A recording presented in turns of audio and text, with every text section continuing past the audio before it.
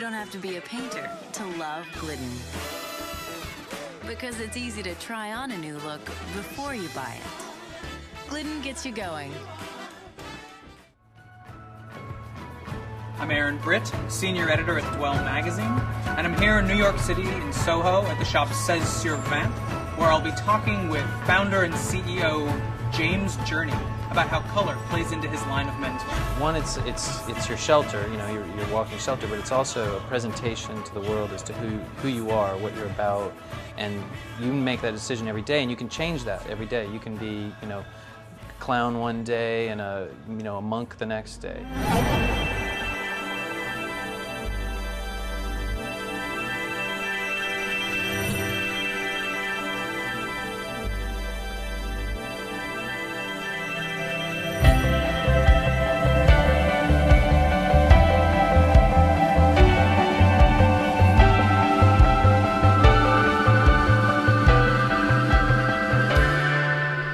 It's interesting because it's basically how you're making decisions how you want to present yourself to the world that day, and your clothing is kind of like the house of the body. And the color, of course, is probably the biggest part of that decision, and everyone just assumes, you know, like there's the stereotypes of like the wearer of the black, you know, the Johnny Cash look or something like that, sure.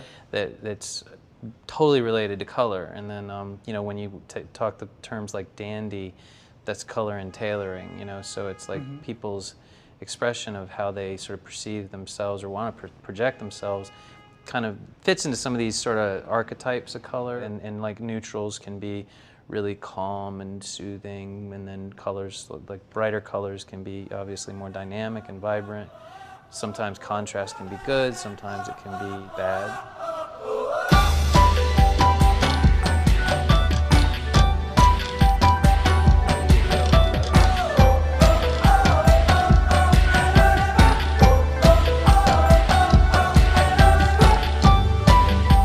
Well, the original idea and kind of the core of the whole brand was effectively marketing to this sort of casual Fridays look back in the late 90s, mid 90s. That was a big thing, and at the time no one knew how to dress, so you had basically an ocean of blue shirts and khaki pants.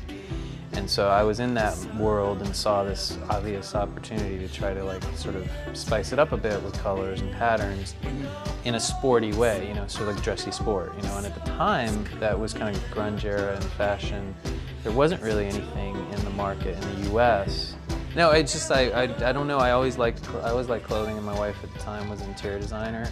Quit our day jobs and threw ourselves into this. The name Sur Vingt, we decided to give it a French name because at the time we actually thought we were going to import from France. 16 on 20. What's the...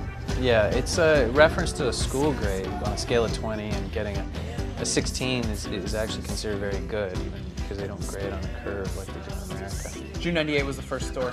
Yeah, over on Elizabeth Street. On Elizabeth Street, and now we're here on Green Street. Right. When did this store come about? Just 9 months ago. We consolidated and moved over to a nice big space. We felt like we needed to kind of graduate into a more serious Soho environment.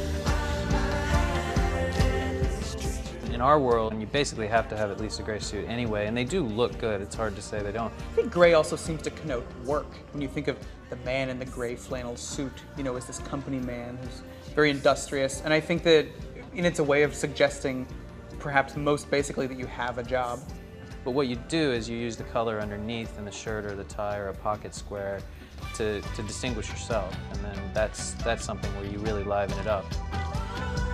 You can play with it and have a lot of fun, and the suit becomes kind of like the canvas, and then you're kind of basically painting on it with the colors inside.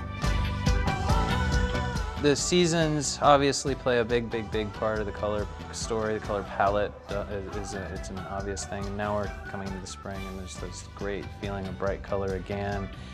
It's kind of almost this feeling like the culture wants to cheer up.